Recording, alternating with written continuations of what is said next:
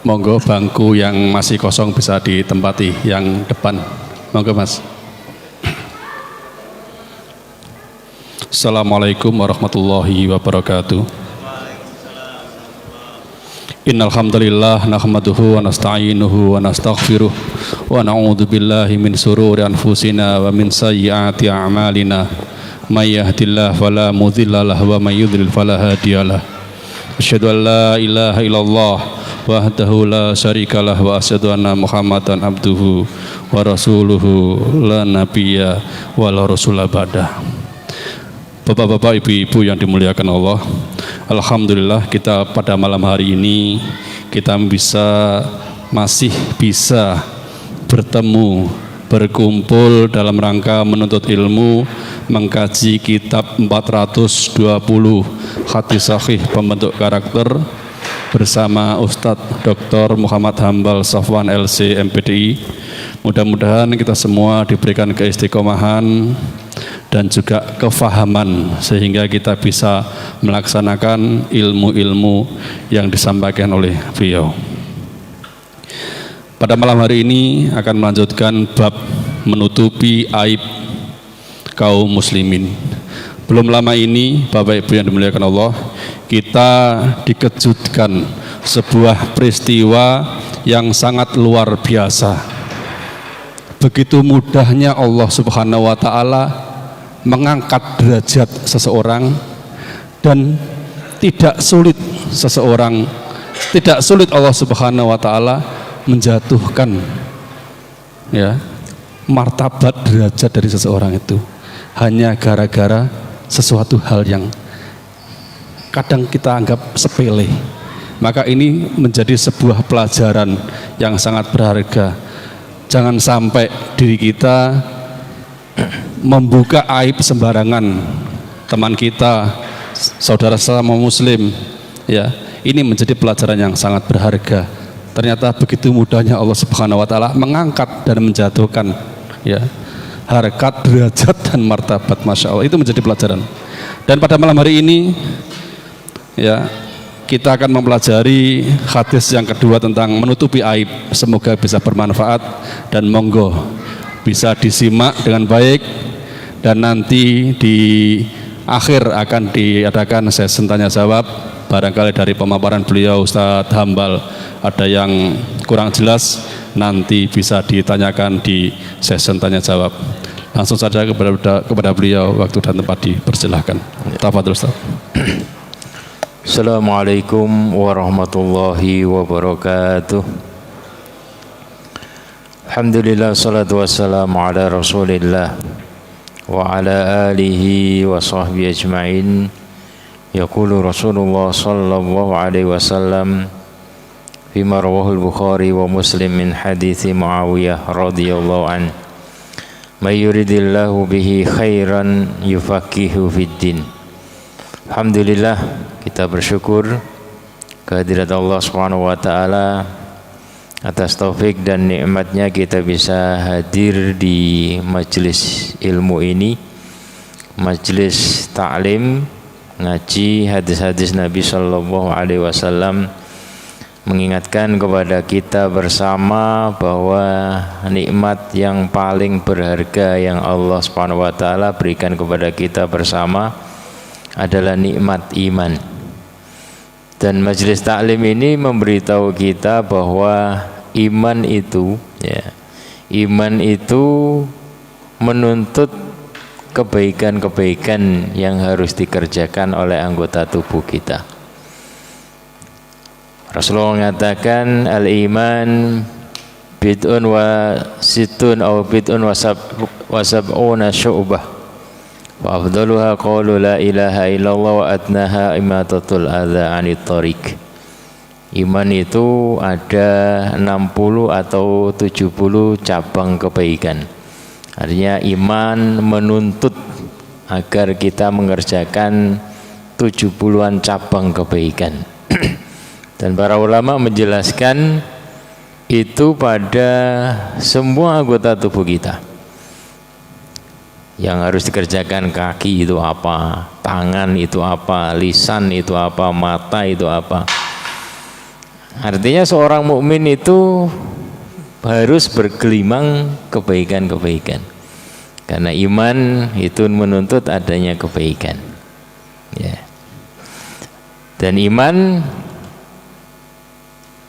kata Rasulullah SAW, ya, menjelaskan tentang kepribadian seorang mukmin. Mestinya seorang mukmin itu seperti ini, yaitu bergelimang kebaikan-kebaikan. Salah satu contohnya adalah karakter lebah. Ya. Walladzi nafsu Muhammadin biyadihi inna mathalal mu'min laka mathalil nahlah. Demi yang jiwaku, demi yang jiwa Muhammad berada di tangannya, yaitu demi Allah, sesungguhnya perumpamaan seorang mukmin itu sungguh seperti nahlah, seperti lebah. Ya. Akalat thayyiban wa wada'at thayyiban. Lebah itu hanya makan yang baik-baik saja. Seorang mukmin juga seperti itu, harus hidup di komunitas yang baik-baik, ya, yang diserap oleh anggota tubuh dia itu yang baik-baik, yang ditangkap oleh mata dia itu mestinya yang baik-baik, oleh telinga dia itu yang baik-baik, ya, sehingga nanti mengeluarkan yang baik. Karena seseorang itu sangat dipengaruhi apa yang dia lihat dan apa yang dia dengar. Makanya seorang mukmin itu ketika mendengar aib saudaranya mukmin yang lain, segera dia hapus itu. Ya, cepat-cepat dia lenyapkan dari ingatannya itu. Biar apa? Biar dia berjumpa dengan saudaranya itu plong. Ya, beda kalau yang didengar itu yang buruk kemudian dia simpan betul dan dia sebar-sebarkan. Oh, dia kan itu bukan karakter seorang mukmin, karena dia akan dipengaruhi dengan keburukan-keburukan. Ya. Jadi nahlah, lebah itu ya seperti itu, tidak makan kecuali yang baik-baik. Dia cari bunga-bunga meskipun jauh. Ya. Dia tidak suka dengan keramaian-keramaian, tapi dia cari yang indah, yang baik. Ya. Akalat thayyiban wa wada'at thayyiban, dan meletakkan, mengeluarkan yang baik-baik. Ya. Karakter seorang mukmin juga seperti itu. Makanya yang dia tangkap, yang dia makan, yang dia ini, yang baik-baik. Ya. Aib-aib, berbagai macam kemaksiatan dia jauhi. Karena itu bukan yang baik, itu kotoran. Ya. Kalau dia nggak sengaja nangkap, berusaha menghapusnya dengan istighfar, dengan berbagai macam itu. Itulah karakter seorang mukmin.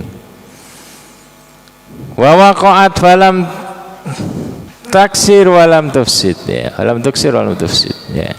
Kalau lebah itu hinggap pada sesuatu, tidak akan mematahkan, tidak sampai mematahkan. Dia hinggap di bunga enggak matahkan. Ya. Demikian juga seorang mukmin, dimanapun dia berada mesti menenteramkan, tidak merusak, tidak membuat heboh dalam arti keburukan, ya.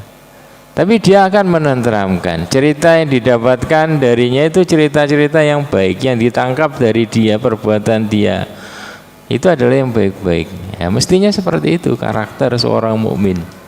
Ya.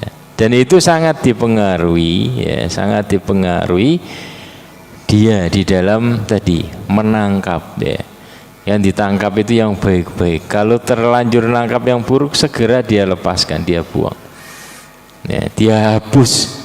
Ya. Terlanjur terjerumus, terjatuh kepada yang buruk, berusaha dia hapuskan dengan taubat dan istighfar. Kalau kita mengaku diri sebagai seorang mukmin, ya mestinya seperti itu. Ya. Berbeda jauh dengan karakter munafik. Ya. Dan hati seseorang itu diperebutkan antara kemunafikan dan keimanan. Ketika keimanan yang menguat, kemunafikannya melemah. Ketika kemunafikannya menguat, keimanannya yang tergusur dari hati seseorang. Tergantung kitanya bagaimana memanage hati kita, bagaimana kita memanage telinga kita, memanage mata kita, agar yang ditangkap itu yang baik-baik. Ya. Jadi karakter seorang mukmin itu berbeda jauh dengan karakter orang munafik. Kayak Dr. Aid Al-Qarni beliau mengatakan al-mu'min kan nahlah wal munafik kadzubab. Ya, Dr. Aid Al-Qarni beliau mengatakan mukmin itu seperti lebah. Nyarinya yang indah-indah, yang bagus-bagus, yang menyejukkan, yang bersih-bersih.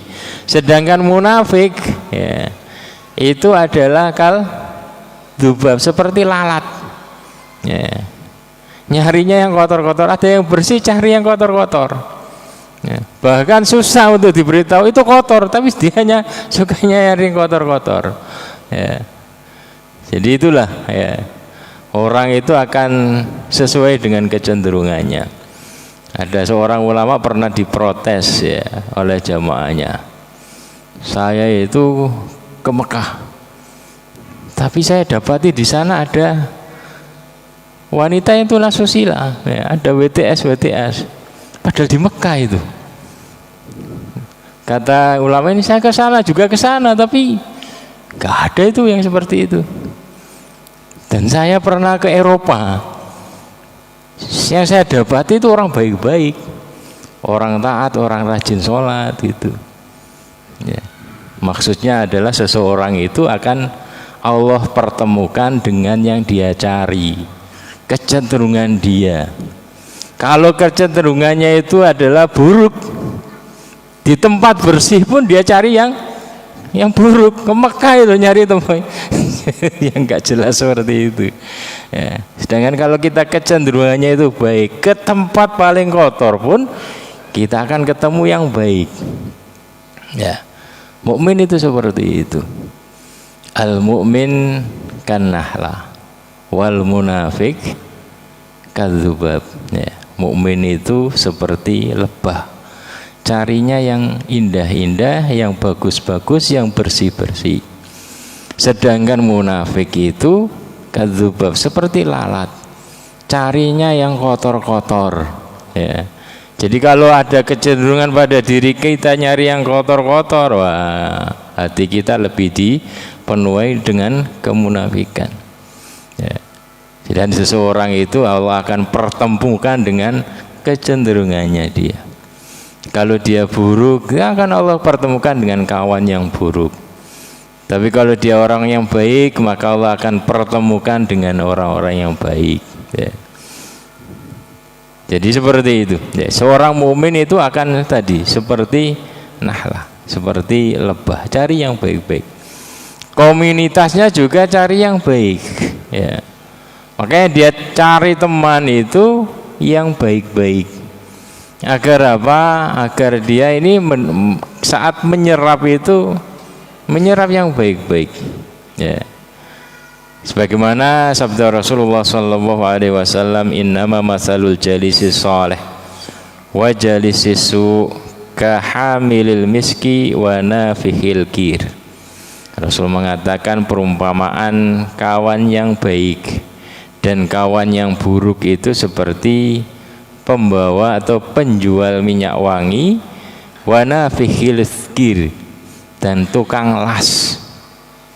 Fahamilil miski imma ayyuhdiyaka wa imma yabta'a minhu antabta'a minhu wa imma antajida minhu rihan thayyibah ya. Jadi kalau kita punya kawan yang baik ya, maka seperti kawan penjual minyak wangi ini, paling tidak ada 3 kemungkinan. Dia akan memberi kamu ya, kasih cuma-cuma tes ya, kasih tester ya.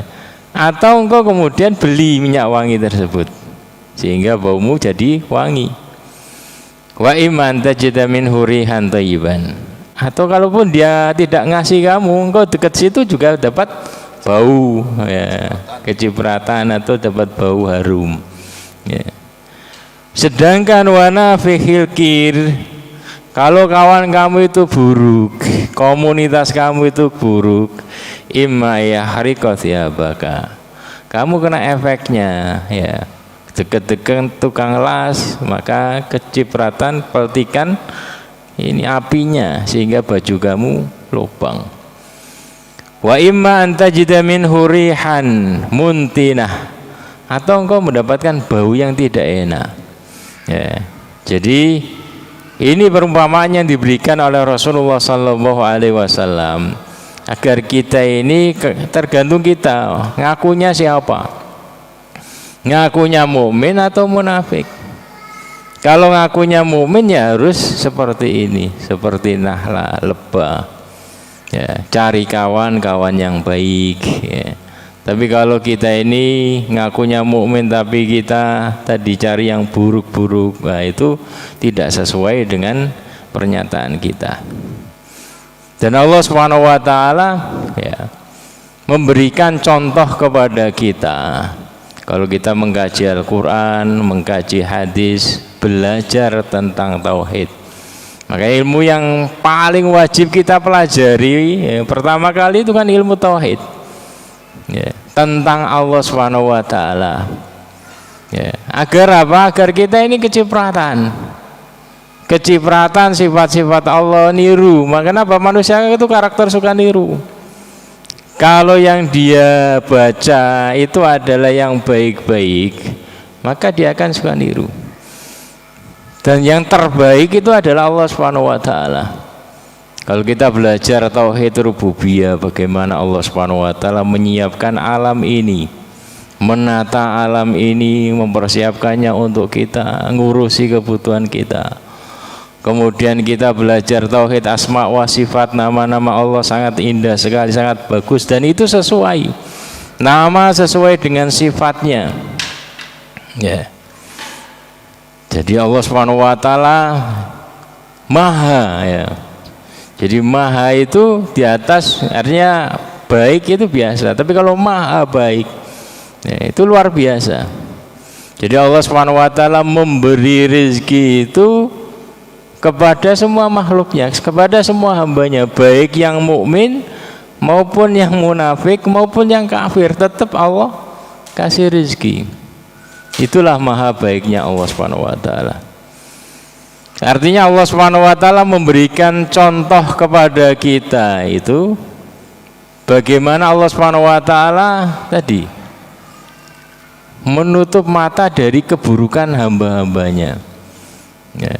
Kalau Allah itu perhatikan betul itu, Allah nggak akan dikasih rezeki orang-orang kafir itu ya. Allah tidak akan kasih rezeki orang-orang yang berbuat maksiat, tapi tetap Allah jatah oksigennya ya lengkap, semuanya fasilitas lengkap ya. Ya. Kemudian meskipun dia juga berbuat dosa, tapi tidak langsung Allah azab. Kalau seandainya kalau setiap perbuatan dosa langsung Allah azab, habis makhluk ini ya. Tapi Allah akhirkan. Kenapa? Hikmahnya apa Allah akhirkan? Allah menunggu hambanya ini semoga bisa menghapus dosanya. Allah kasih kesempatan ya. Apalagi seorang mukmin ya, setiap yang menimpa dia ini kesempatan untuk menghapus dosa-dosa dia itu ya. Sehingga sampai tahapan-tahapan sampai alam kubur juga ya. Ma yusibul muslimin nasobin wala wasobin wala hamin wala hazanin wala adha wala ghammin hatta soka yusakuha illa kafarallahu biha khotoya ya. Tidaklah sesuatu menimpa seorang mukmin itu kecuali menjadi penghapus dosa baginya. Meskipun itu sebuah kelelahan, rasa sedih, gundah gulana, disakiti orang ya. Sampai tersusuk duri pun itu menjadi penghapus dosa bagi dia. Sampai tahapan nanti hari kiamat di alam kubur ini proses untuk menghapus dosa kaum mukminin. Itu salah satu bentuk kasih sayang Allah Subhanahu wa taala kepada hambanya. Bentuk dan bukti baiknya Allah Subhanahu wa taala kepada para hambanya. Dan kita diperintahkan itu untuk niru. Ya. Jadi Allah jelaskan dalam Al-Quran seperti itu. Rasulullah SAW juga jelaskan agar kita ini niru yang terbaik. Ya. Meniru berbuat baik, meniru bagaimana menghadapi orang yang berbuat buruk, orang yang punya aib. Tidak buru-buru, ya. Tidak seperti lalat langsung cepat-cepat untuk ngerubungi, ya. Tapi dia itu seperti lebah. Oh, ada burung kan dia singkirkan, nyari yang baik-baik, yang bagus-bagus, yang manis-manis, ya. Jadi itu namanya Rabbani. Kita bersifat dengan sifat-sifat yang Allah contohkan, sifat-sifat kebaikan yang Allah contohkan kepada kita, ya, agar kita ini menjadi orang-orang yang baik. Dan Allah Subhanahu wa taala itu, ya, tidak murka kepada hambanya kecuali hambanya yang keterlaluan, ya. Jadi Allah Subhanahu wa taala itu maha baik. Innallaha thayyib. Allah itu maha baik, ya. Tidak langsung menghukum hambanya, tapi terus Allah baiki hambanya itu. Alam ya'ni lil ladzina amanu an tahsha'a qulubuhum li dzikrillah. Allah menanti kapan hambaku ini tobat, kok tiap hari berbuat maksiat terus. Allah nanti itu. Inna wa yabsutu yadahu bin laili yatuba musi'un nahar wa yabsutu yadahu bin nahari yatuba musi'ul lail. Allah menghamparkan tangannya di malam hari untuk menerima taubat hambanya yang berbuat maksiat, berbuat buruk di siang hari. Dan Allah menghamparkan tangannya di siang hari untuk menerima taubat hambanya yang berbuat dosa di malam hari. Hatta tatlu asyamsu min maghribiha, sampai matahari terbit dari barat, ya. Jadi Allah Subhanahu wa taala itu tidak murka kecuali hambanya itu keterlaluan. Di antara bentuk keterlaluan seorang hamba itu adalah sebagaimana yang disebutkan dalam hadis ini. Itu an Abi Hurairah radhiyallahu anhu qala sami'tu Rasulullah sallallahu alaihi wasallam yaqul kullu ummati mu'afa illal mujahirin wa inna minal mujaharati ayyamal ar-rajulu bil laili amalan summa yusbihu wa qad satarahu Allah alaihi fayaqul ya fulan amiltul bariha kadza wa kadza wa qad bata yasturuhu rabbuh wa yusbihu yakshifu sitrallahi alaihi sitrallahi anhu. Rawahul Bukhari wa Muslim. Dari Abi Hurairah radhiyallahu anhu yang menuturkan, aku mendengar Rasulullah sallallahu alaihi wasallam bersabda, kullu ummati mu'afa, setiap umatku itu terjaga selama dia ini seorang muslim. Dia itu terjaga kehormatannya untuk tidak dighibah, ya. Jadi kalau dia berbuat buruk, diam-diam, itu terjaga, ya. Islam mensyariatkan agar tidak menggibah dia, menyebarkan aib dia. Dia terjaga dari kemurkaan Allah, ya. Bahkan nanti juga mungkin Allah akan mengampuni dia. Illal mujahirin, kecuali orang yang berani berbuat maksiat terang-terangan, kecuali orang yang terang-terangan berbuat dosa, tidak malu lagi, tidak takut lagi, ya. Ini namanya keterlaluan. Jadi kalau dia masih diam kemudian taubat, ini masih Allah ampuni, Allah akan jaga mungkin, ya. Wa inna minal mujaharah, dan termasuk dari bentuk mujaharah, orang yang terang-terangan berbuat dosa, adalah ayya'malar rajulu bil laili amalan. Ada seorang yang di malam hari itu berbuat kesalahan, berbuat dosa, dan Allah tutupi itu aslinya. nggak ada orang tahu. Ya, jadi kalau seandainya dosa itu ada bau, maka semua langsung ketahuan. Oh, ini habis berbuat dosa ini. Ada warnanya, mesti semua orang tahu. Tapi Allah jadikan dosa itu tidak ada warna, tidak ada baunya, sehingga tidak ada orang tahu kalau dia tidak terang-terangan. Termasuk bentuk terang-terangan orang yang keterlaluan tadi, dia berbuat dosa di malam hari nggak ada yang tahu dan Allah tutupi. Ya. Tapi di pagi hari waqad satarahullahu alaihi fayaqul, dia cerita kepada kawan-kawannya. Dia bangga dengan perbuatan dosanya di malam hari tadi itu. Dia cerita, ya fulan amiltul bariha kadza wa kadza, semalam aku ngerjakan dosa ini dan ini. Ya. Waqad bata yasturuhu rabbuh, padahal semalam itu Allah tutupi. Nah, enggak ada yang memergoki dia berbuat dosa ini. Dan itu bagian dari penjagaan Allah itu. Wa yusbihu yakshifu sitrallahi anhu. Allah sudah tutupi baik-baik agar dia ini mau bertobat, memberi kesempatan bertobat, tapi dia sengaja membukanya. Ini meremehkan, ya, meremehkan hukum Allah, dan Allah pasti murka. Ya. Jadi inilah yang namanya mujaharah, ya. Jadi kalau seorang itu masih malu-malu berbuat dosanya sembunyi-sembunyi, maka tadi dia masih terjaga. Artinya kita nggak boleh ghibah, nyebarkan aib dia begini dan begini. Tapi kalau dia sudah terang-terangan, Allah bebaskan itu, tidak ada dosa. Ya. Maksudnya tidak ada dosa membicarakan keburukan dia, karena dianya sendiri tadi keterlaluan. Ya. Jadi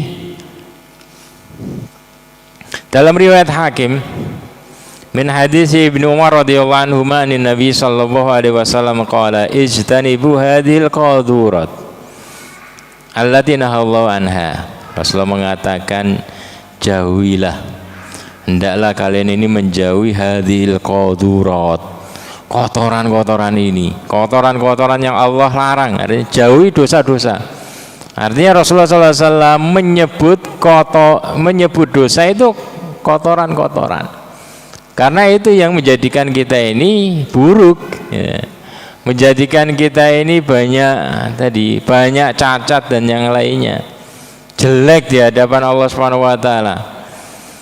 Faman alama bi syai'in minha falyastatir bi sitrillahi ta'ala. Barang siapa yang tadi mungkin tidak sengaja, mungkin tidak terkontrol berbuat dosa dan Allah tutupi, hendaklah dia jaga, hendaklah dia taubat. Cepat-cepat bertaubat, ya.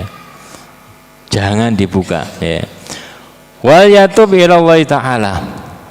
Jadi barang siapa yang terlanjur terbawa pengaruh setan kemudian terlanjur, maka bersegeralah dia bertobat kepada Allah. Fa innahu man yabdulana safhatahu nuqim alaihi kitaballah, ya. Namun barang siapa yang terang-terangan, ya, terang-terangan berbuat dosa, maka kita akan tegakkan hukuman-hukuman Allah Subhanahu wa taala. Ketetapan Allah Subhanahu wa taala, ya. Nuqim alaihi kitaballah. Tapi kalau dia sembunyi, dalam Islam ada ketetapan-ketetapannya. Kalau dia dihukum harus ada bukti begini, harus ada saksi begini dan begini, ya. Wal mu'afa allati yahrumu minhal mujahir tahtamilu adama sitrillahi ta'ala lahu adam satrin nas haitsu innahu yubahu dzikrul mujahir bil fiski bima fihi minal fusuq mu'lin. Jadi kalau dia masih sembunyi-sembunyi, maka dia tertutupi. Tapi kalau terang-terangan, Islam juga sama, memperbolehkan membuka dia itu, membicarakannya bima fihi minal fusuqil mu'lin, karena dia sudah tidak malu-malu lagi. Wa tahtamilu afallahi anhu wa minal mu'afaidan assalama minal had. Ya, jadi kalau dia tidak mujahir, boleh jadi Allah memaafkan dia, ya. Termasuk Allah Subhanahu wa taala as-salama minal had wa ta'zir. Termasuk dari mu'afat, dari terjaganya tadi itu adalah dia selamat dari kena had, hukuman yang ada ketetapannya atau hukuman dari imam penguasa. Idalam yu'lam halu, ya. Jadi kalau dia tidak terang-terangan berbuat tadi dosa-dosa tersebut, ya. Jadi demikian juga Imam Munawi beliau mengatakan kullu mati mu'afa wa wa imma bimana afallahu, Allah maafkan dia, semua umatku akan terjaga, yaitu terselamatkan, yaitu Allah mengampuni dia, wa imma sallamahullah wa sallama min illal mujahirina ay al mu'linina bil ma'asi al mustahirina bi idhariha alladziina kashafu satrallahi anhum, ya. Jadi kecuali orang-orang yang terang-terangan tadi berbuat dosa-dosa tersebut. Jadi ada beberapa pelajaran yang bisa kita peroleh dari hadis ini. Yang pertama adalah larangan menceritakan kemaksiatan yang pernah dilakukan, ya, agar itu tidak menjadi sesuatu yang biasa, ya. Jadi kalau masih malu-malu, boleh jadi Allah maafkan kalau dia mau bertobat. Tapi kalau terang-terangan, kalau dia cerita-cerita sehingga kawannya akan ikut, karena manusia itu makhluk yang suka niru. Ketika ada yang cerita, kawannya cerita ke kawannya, kawannya pengen niru, ya. Jadi inspirasi, ya. Nah itu namanya mujaharah, ya. Dilarang karena Allah tahu, ya, karakter hambanya itu seperti itu. Dan Rasulullah SAW, ya, dalam memperlakukan para sahabatnya kan seperti itu. Ketika ada yang datang melapor berbuat dosa begini, dosa zina, tidak langsung Rasulullah tanggapi. Seperti kita Ma'is kemarin yang kita ceritakan, ya, dia datang kepada Rasulullah, ya Rasulullah saya telah berzina. Rasulullah pura-pura gak dengar, dia kemudian berpaling gitu. Datang lagi, ya Rasulullah saya berzina. Rasulullah berpaling lagi, pura-pura gak dengar. Sampai keempat kali baru kemudian Rasulullah tanggapi. Mungkin kamu hanya nyium saja, ciuman saja. Sampai seperti itu. Dia ngomong, enggak ya Rasulullah saya itu berzina. Mungkin kau hanya pegang tangannya saja. Enggak ya Rasulullah saya berzina. Mungkin kau hanya pegang pahanya saja. Sampai kemudian dia bersumpah saya betul-betul berzina. Kemudian Rasulullah SAW perintahkan untuk merajam dia, merajam Ma'is ini. Jadi Ma'is ini disuruh oleh ustadznya, ya, pembina dia, pembimbing dia, karena dia anak yatim kemudian dibina oleh Hazal, ya, oleh Hazal. Dan Hazal ini yang mendorong Ma'is untuk lapor kepada Rasulullah, semoga ada solusi, ya. Jadi kemudian sampai keempat itu kemudian Rasulullah SAW baru menyuruh para sahabat merajam siapa? Merajam Ma'is ini. Ketika dilempar batu dia kabur, dikejar para sahabat, ya. Kejar para sahabat sampai kemudian dia lari, sampai kemudian pakai kendaraan, kemudian pakai kuda, kemudian dilempar kepalanya, langsung dia terjatuh, kemudian ditegakkan, dilempar itu. Kata Rasulullah, hala taraktumuha, dia lari, kenapa enggak kamu biarkan saja itu, ya. Sampai seperti itu, kenapa enggak kamu biarkan, biar kemudian semoga dia kemudian setelah itu dia bertobat. Nah itu Rasulullah. Kenapa? Karena belum apa, dia lapor, kan enggak ada saksi yang menyaksikan dia. Dia mengerjakannya itu sembunyi-sembunyi, dia datang lapor, ya. Kecuali ada yang saksi empatnya, artinya kalau saksi empat kan terang-terangan tuh. Kecuali ada saksi kemudian mungkin baru Rasulullah betul-betul tegakkan. Jadi Rasulullah katakan kepada sahabat yang tadi berhasil nangkap, hala taraktumu, kenapa enggak kamu biarkan saja, semoga dia ini bertobat kepada Allah. Kemudian beliau berkata kepada Hazal, ya, pembinanya, ustadznya Ma'is ini, ya, lau satartau bi thawbika kana khairan laka, ya, andai engkau selesaikan sendiri urusan Ma'is itu lebih baik, Artinya semoga dia kamu bina untuk taubat, kamu begini. Nah, itu cara Rasulullah SAW dalam menyelesaikan aib, ya. Tidak kemudian menyuruh para sahabatnya untuk membuat, ya, menjadi mata-mata kepada di umat, cari orang yang berbuat buruk, nanti laporkan kepada saya. Enggak. Sampai yang berbuat buruk saja seakan-akan Rasulullah tidak menanggapi. Datang sekali ya Rasulullah jana itu, Rasulullah beliau berpaling, kayak nggak dengar gitu. Datang lagi sampai keempat kali baru beliau tanya, masih memalingkan pertanyaannya. Mungkin kamu hanya nyium saja, mungkin kamu hanya begini saja, sudah taubat saja. Sampai seperti itu Rasulullah SAW, ya. Agar apa tadi? Agar kita itu tidak suka, ya, mengumbar, mencari aib saudara kita, kemudian kita mengumbarnya, agar kemungkaran itu tidak tadi terang-terangan dikerjakan. Kecuali kalau orang-orang terang-terangan bekerjakan, solusinya lain, kan begitu. Kemudian pelajaran yang kedua yang kita bisa peroleh dari hadis ini, bahwa menceritakan kemaksiatan yang pernah dilakukan itu mengundang murka Allah. Kenapa? Karena berarti dia itu bangga, tidak menyesali kemungkaran tersebut. Bahkan dia bangga cerita-cerita ke kawan dia. Sedangkan merahasiakannya dengan disertai taubat, maka Allah akan menutupi aib tersebut dan Allah menerima taubat orangnya. Ya, kenapa? Karena setiap manusia itu tadi dikerubungi oleh setan-setan, ya, berusaha memalingkan dia untuk menggelincirkannya untuk berbuat dosa. Kullu bani Adam khata. Setiap manusia itu pasti berbuat dosa, dosa berpikir buruk, dosa ini itu, ya. Jadi ketika ada yang terjerumus tadi itu, segeralah ada solusinya, itu segera bertobat. Jangan cerita-cerita, taubatlah, ya. Didahulukan penyesalan. Makanya para ulama membahas wa syurutut taubah hiya al-iqla' anidz dzanbi wal azmu ala adami muawadatihi wan nadmu ala fi'li. Syarat diterimanya taubat itu adalah al-iqla' anidz dzanbi, berhenti dari dosa. Wal azmu ala adami muawadatihi, dan berjanji untuk tidak mengulanginya lagi. Wan nadbu, dan menyesal atas perbuatannya tersebut. Wa in kana dzanbu muta'alliqan bihaqqin adami, yaitu kalau berkaitan dengan hak Allah. Tapi kalau berkaitan dengan hak manusia, zida syartun rabi, ada tambahan syarat yang keempat, wa waraddul haq ilaihi, mengembalikan haknya, ya. Jadi kalau terpenuhi syarat-syarat tersebut, itu taubat yang benar. Artinya syarat taubat itu adalah seorang itu harus menyesali dosanya.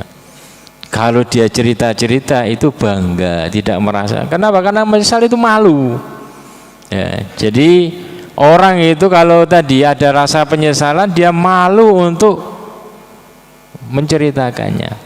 Dia akan simpan, dia akan adukan kepada Allah, minta diampuni, ya. Seperti sahabat, ya, sahabat Rasulullah SAW, Sa'labah bin Abdurrahman, ya. Kita bisa tiru bagaimana reaksi dia saat terkena dosa, ya. Jadi sahabat Sa'labah bin Abdurrahman ini masih muda itu, ya, masih muda. Dia ini termasuk tadi orang yang tadi mengabdikan dirinya, berkhidmat kepada Rasulullah SAW. Dia itu selalu duduk di pintu yang menghadap ke pintu rumahnya Rasulullah.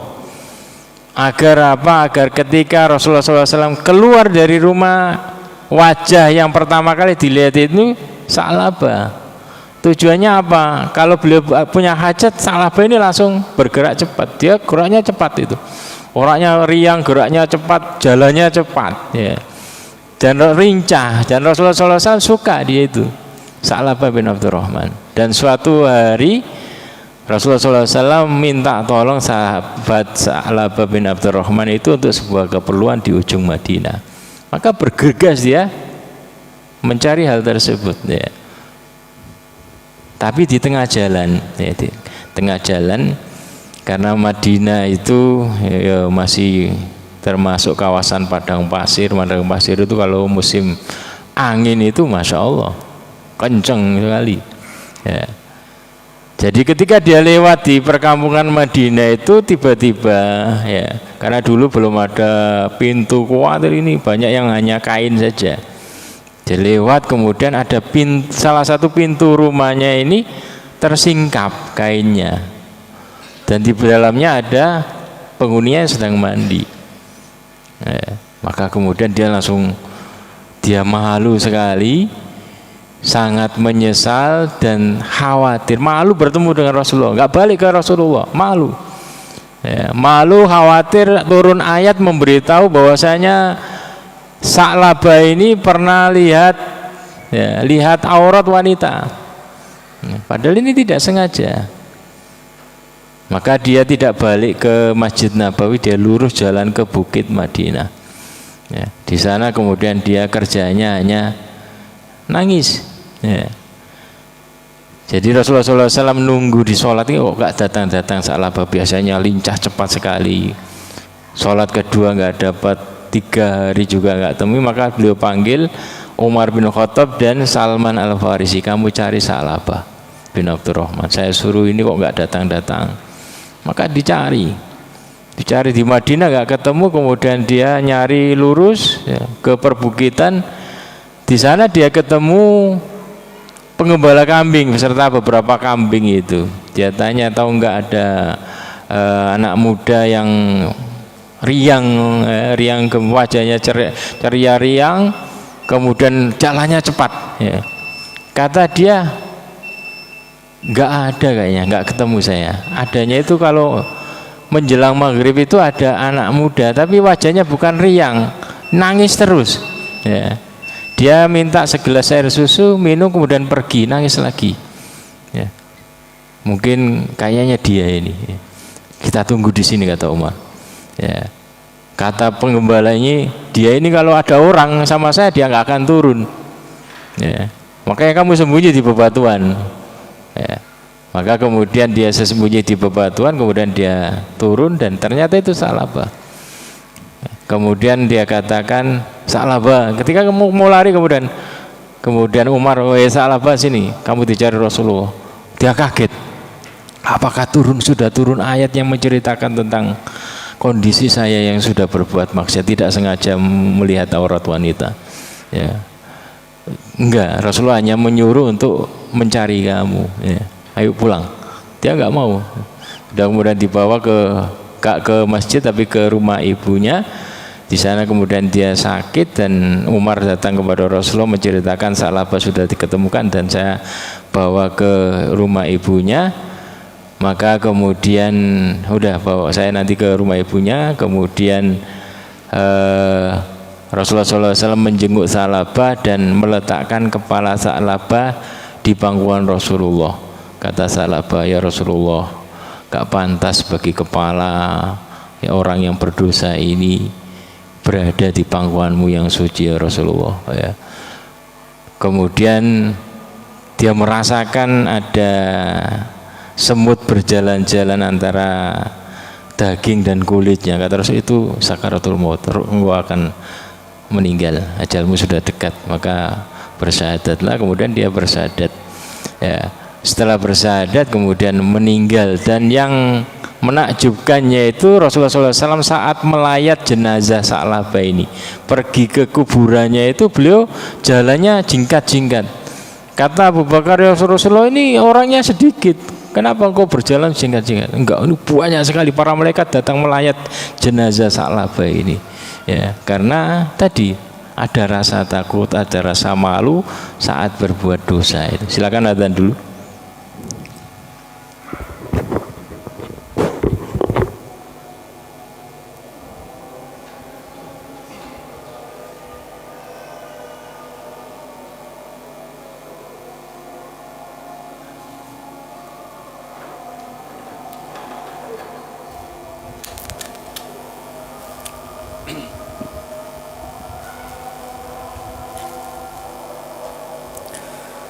الله أكبر الله أكبر الله أكبر الله أكبر أشهد أن لا إله إلا الله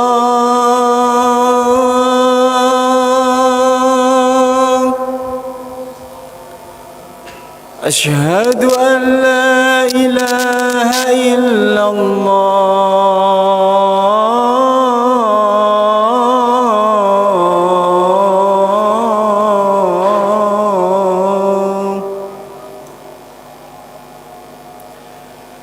أشهد أن محمدا رسول الله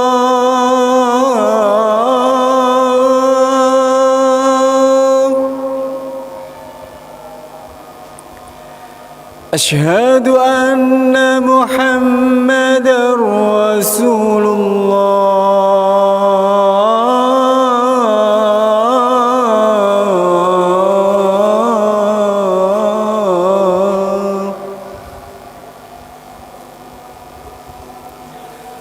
حي على الصلاة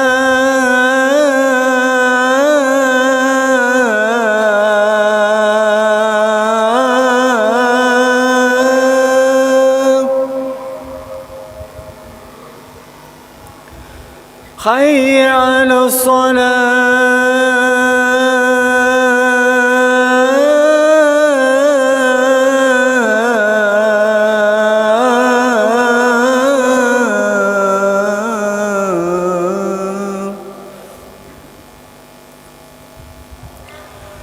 حي على الفلاح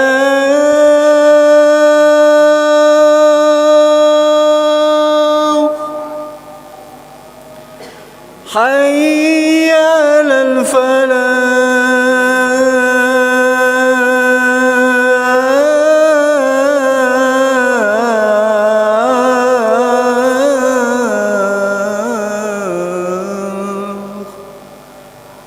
الله أكبر الله أكبر لا إله إلا الله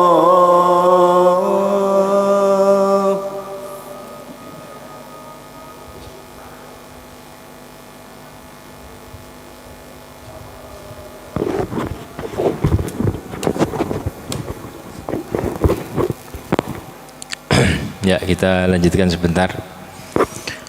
Pelajaran yang ketiga yang bisa kita peroleh dari hadis ini bahwa bangga dengan perbuatan maksiat dan menceritakannya merupakan peremehan terhadap hak Allah.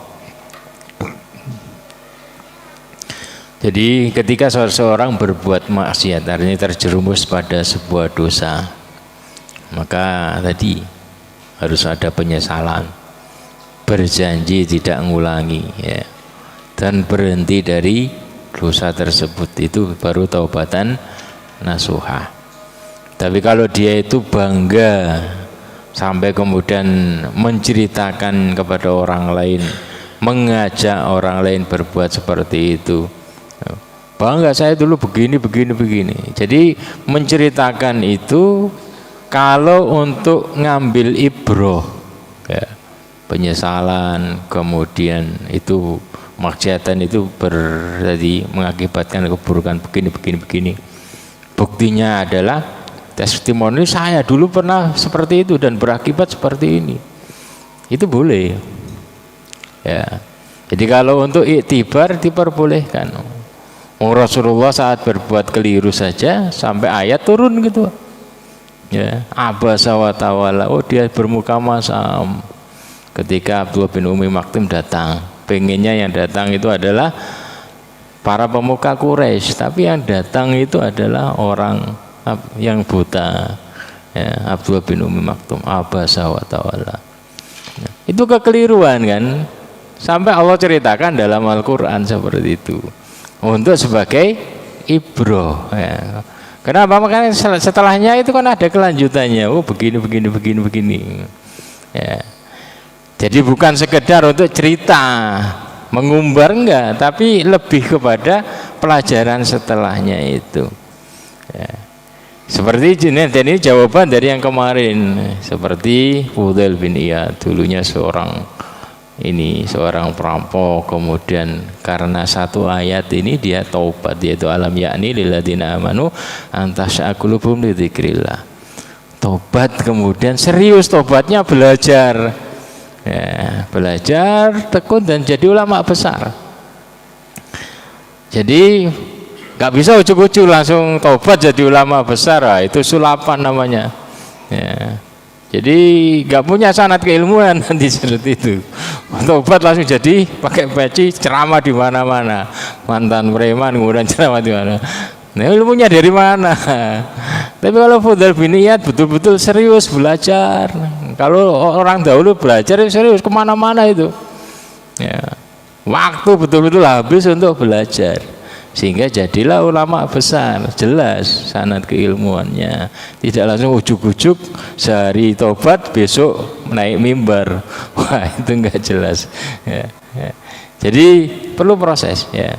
Jadi yang digarisbawahi itu adalah antara tadi bangga dengan tadi iktibar. Jadi kalau menceritakan itu karena bangga, gak merasa berdosa, itu memancing kemurkaan Allah Subhanahu wa taala.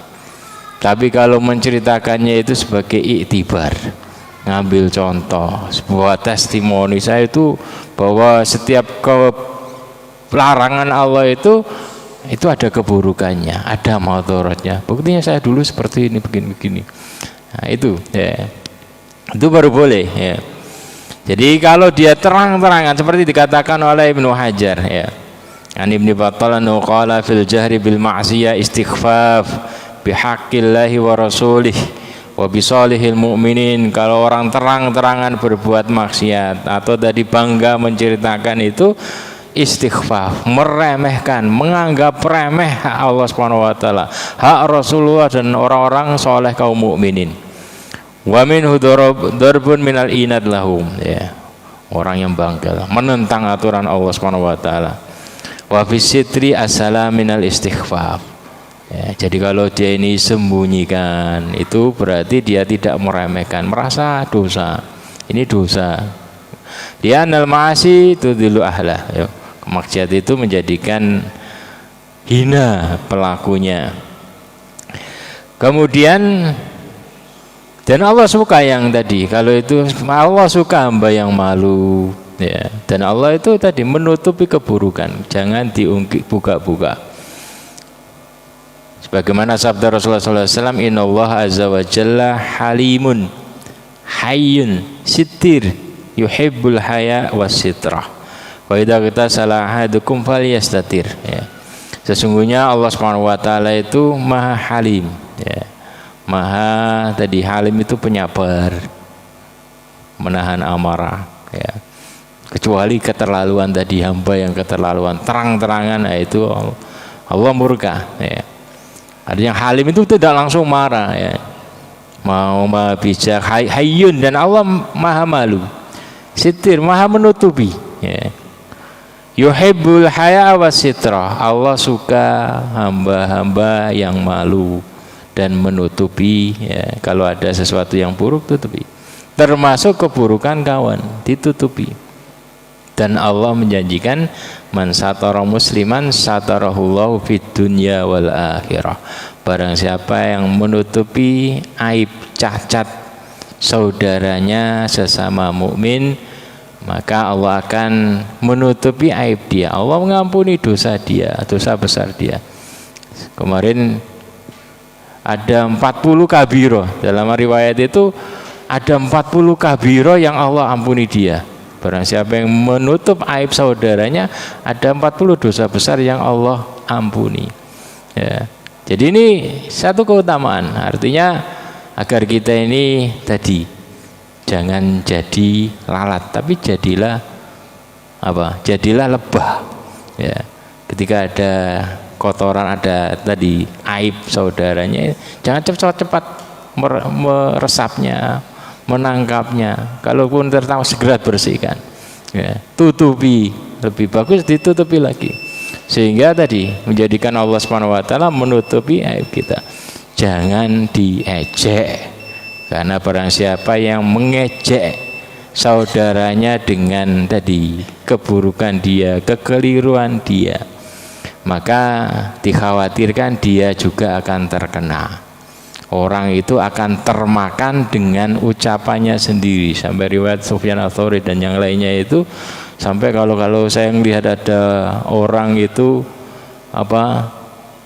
menyusu kambing. Artinya orang kan biasanya kambing kan diperah, kemudian baru disusu. Ini aneh, langsung disusu. Saya nggak berani ngejek dia, khawatir saya sebelum mati kena seperti itu.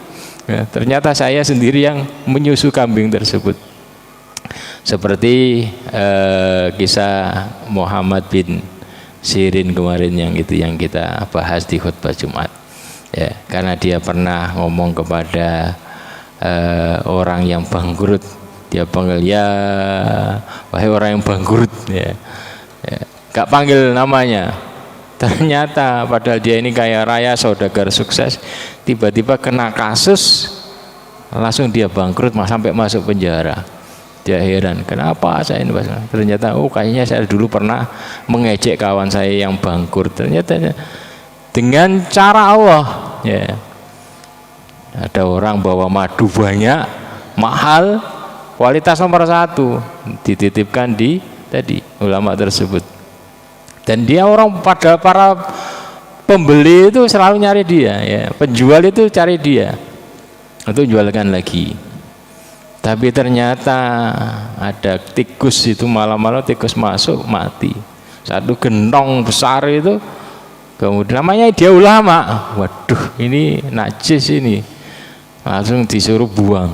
Kalau kita kan gak ada yang tahu. Ambil tikusnya saja harus dijual. Sampai uangnya habis untuk bayari madu itu. Sampai kurang, kemudian dia di penjara. Sampai petugas sipir penjaranya, sudah kamu pulang nggak apa-apa, yang penting nanti besok datang lagi ke sini.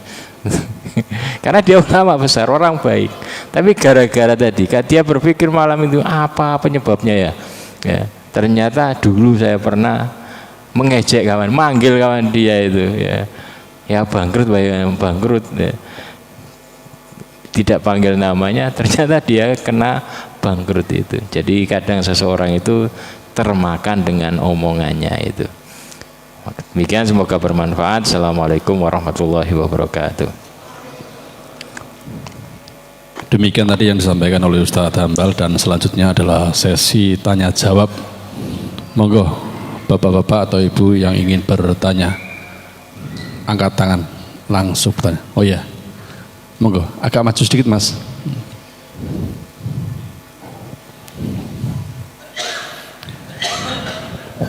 Namanya siapa dan dari mana mas? Bismillah, assalamualaikum warahmatullahi wabarakatuh. Waalaikumsalam warahmatullahi wabarakatuh. Nama Miftah dari Bekasi. Dari Bekasi, masya Allah ya. Monggo. Pertanyaannya Ustadz, bagaimana konsep sistem kalau kan tadi kita berbicara tentang konsep menutup aib dalam Islam. Nah, bagaimana konsep dalam pengaturan negara, dalam artian itu misalnya bagaimana ketika ada orang yang melakukan misalnya pencurian dan itu tidak diketahui orangnya, apakah ketika atau mungkin dalam skala yang lebih kecil dalam pesantren ada peraturan misalnya. Nah, ketika ada santri yang ataupun pengurus itu mencoba mencari tahu kebenaran dari kasus tersebut, apakah ini bagian dari membuka aib atau seperti apa Ustaz? Ya. Itu yang pertama. Kemudian yang kedua, bagaimana sikap kita terhadap orang yang karena dosanya di masa lalu mungkin Allah bukakan aibnya di hadapan manusia lain. Nah, kita sebagai orang yang menyaksikan tersebut, apa yang seharusnya kita lakukan? Seperti itu. Wallahu a'lam bishawab. Ya.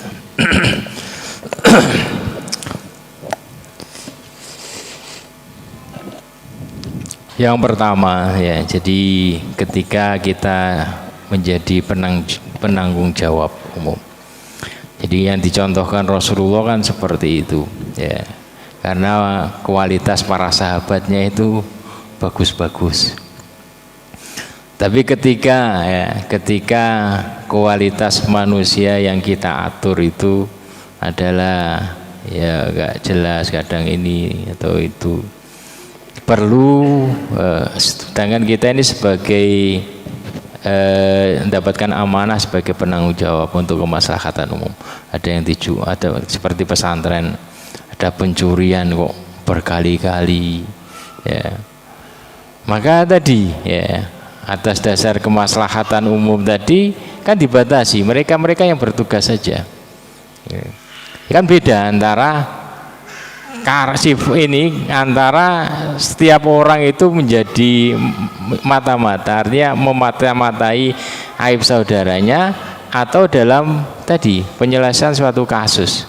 Kan hanya beberapa orang tertentu yang ditugaskan untuk cari ini, memata-matai, karena untuk menyelesaikan satu kasus ini untuk kemaslahatan umum agar tidak terjadi.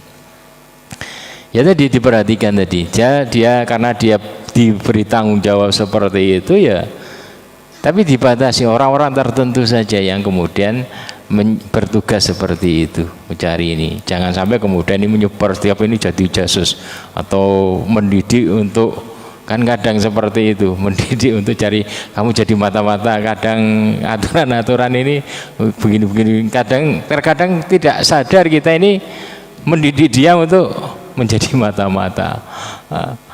Kadang kasus bahasa macam-macam kan seperti itu. Jadi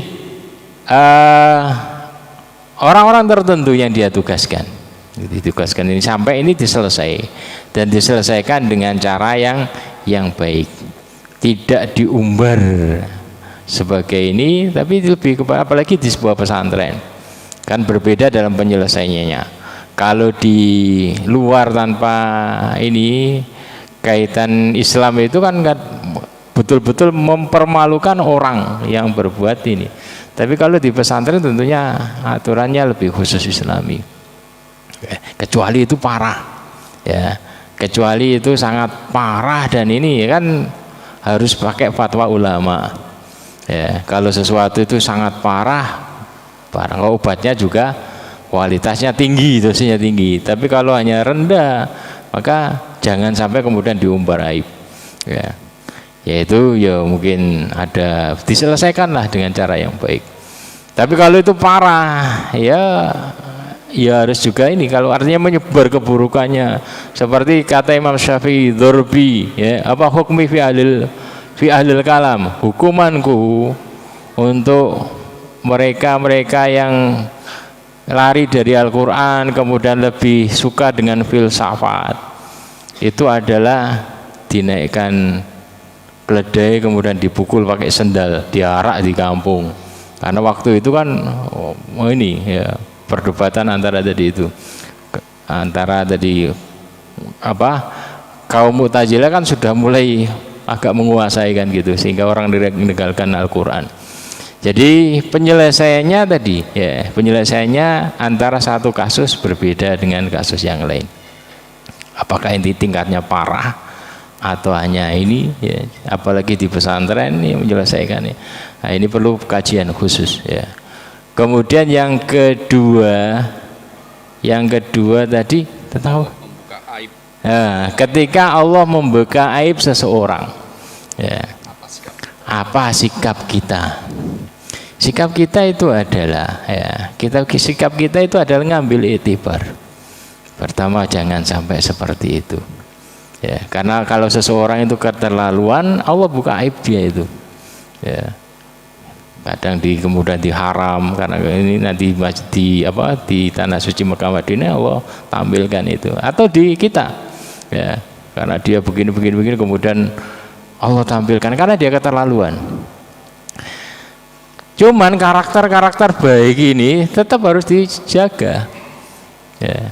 Jadi ketika seperti itu, maka kita ya tetap jaga mulut kita ya.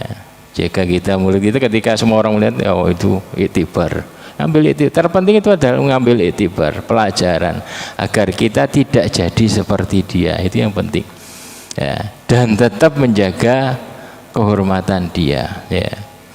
Artinya tidak berlama-lama kemudian digaung-gaungkan terus berhari-hari dibicarakan sesuatu yang buruk ya. Jadi seperti lebay sebentar kan segera diselesaikan sudah, ganti yang agar yang tampil yang dibicarakan di umum itu adalah ya orang-orang yang baik gitu. Karya ini orang ini sukses-sukses ya, itu yang lebih bagus yang tampil ya. Jadi dibicarakan sebentar untuk nyari itibar nggak ada masalah, tapi setelah itu segera selesai itu.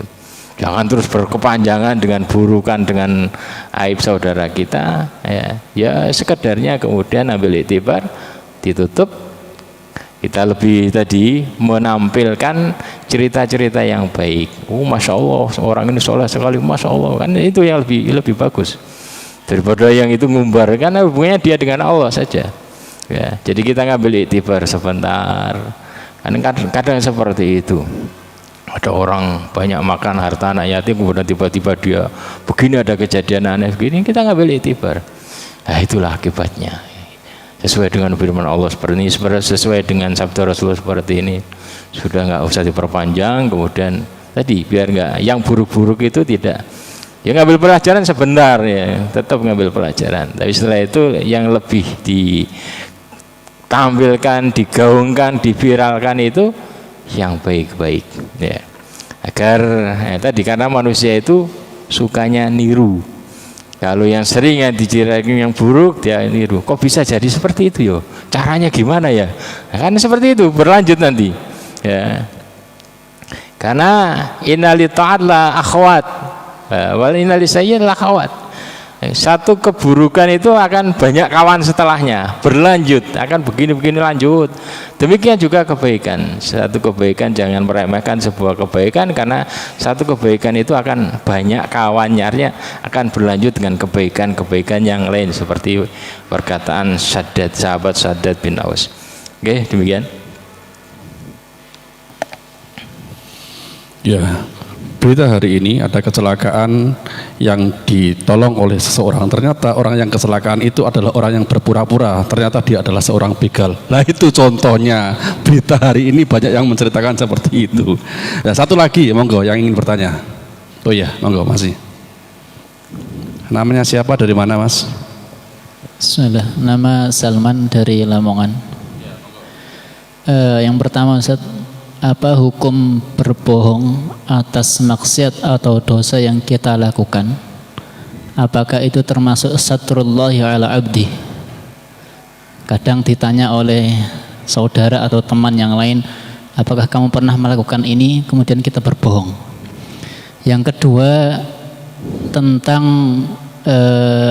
dosa atau kesalahan yang menyangkut hak orang lain atau mengambil hak orang lain, apakah boleh kita meminta maaf kepadanya tanpa menyebutkan hak yang kita ambil darinya? Jazakumullah khairan.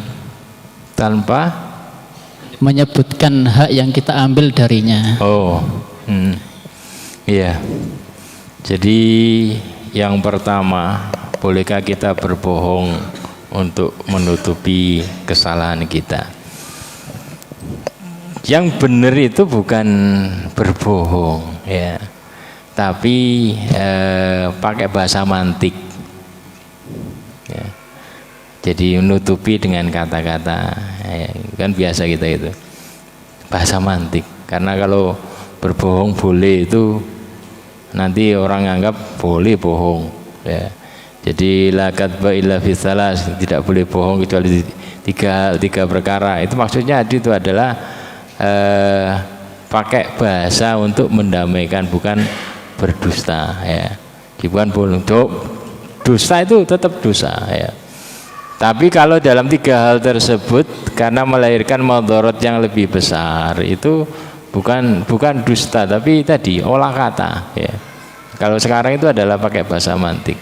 Termasuk itu dusta suami kepada istrinya, bukan dusta tapi olah kata. Karena kalau boleh suami dusta bagi istrinya untuk menjaga hubungan, semua pada kawin 2-3 sembunyi-sembunyi dusta agar tidak istri kayak dusta gitu ya. Jadi bahasanya bukan dusta ya, tapi tadi pakai bahasa mantik gitulah ya. Ya apa cari olah kata itulah ya. Kemudian yang kedua ya, jadi di antara syarat tobat ya, syarat tobat untuk apa, syarat tobat dari perbuatan dosa kalau berhubungan dengan hak adami, hak manusia, itu kan harus mengembalikan hak dia. Bagaimana kalau kita tidak menyebutkan dosa kita? Justru bagus gak usah disebutkan ya, agar tidak membuka aib tadi itu ya. Tapi kembali kasih gini, ini hak kamu. Hak apa ya? Padahal dia pernah nyuri itu. Pokoknya ini hak kamu lah, gini. Pokoknya hak kamu gitu. Itu lebih bagus ya, agar Allah tutupi. Dan itu sebagai jawaban nanti di akhirat ketika ini kamu mencuri ini, sudah saya kembalikan ya Allah, kan gitu ya. Karena kalau dia bicarakan nanti khawatir tambah panjang pembicaranya, aib dia akan terbuka, kemudian begini ya. Contohnya pernah menggibai. Itu kan seperti apa itu pertanyaannya Pak Agus kemarin, Ustaz. Maafkan gitu kan, tapi nggak disebutkan. Ternyata diketahui salahmu sebenarnya apa. Oh, pas lampu mati kemarin kamu yang tak kepak. Waduh, nggak jadi dimaafkan gitu Pak. Maksudnya seperti itu, Ustaz. Iya. Jadi tadi ya, Islam memberikan panduan yang bagus ya. Karena kalau tadi membuka aib itu akan melahirkan banyak keburukan ya, berkelanjutan. Termasuk tadi nggak jadi maafkan ya. Tapi kalau tadi lebih bagus lagi jangan sampai terjadi. Itu kan solusi ketika terjerumus. Lebih bagus lagi kita berpikir berulang kali untuk menyakiti atau mendolimi orang lain. Karena itu pasti akan tadi engkau akan, kata Rasulullah SAW, akan terbalaskan ya. La tu'addunal hukuk ila ahliha. Kamu pasti akan mengembalikan hak orang lain yang kamu dolimi, pasti ya. Sampai nanti di hari kiamat itu, kalau di dunia ya nanti di akhirat double ya. Sampai kambing yang bertanduk itu akan mengembalikan haknya kambing yang dia tanduk ya, lisyatil jalha. Oke ya. Dah, kumat. Ya, demikian tadi yang disampaikan oleh Ustaz Hambal. Semoga bermanfaat bagi kita semua dan bisa menjalankan apa yang disampaikan. Mohon maaf kalau ada kesalahan. Kita tutup dengan bacaan hamdalah dan doa kafaratul majlis. Alhamdulillahirabbil alamin. Subhanaka Allahumma wa bihamdika asyhadu an la ilaha illa anta astaghfiruka wa atubu ilaik. Wassalamualaikum warahmatullahi wabarakatuh.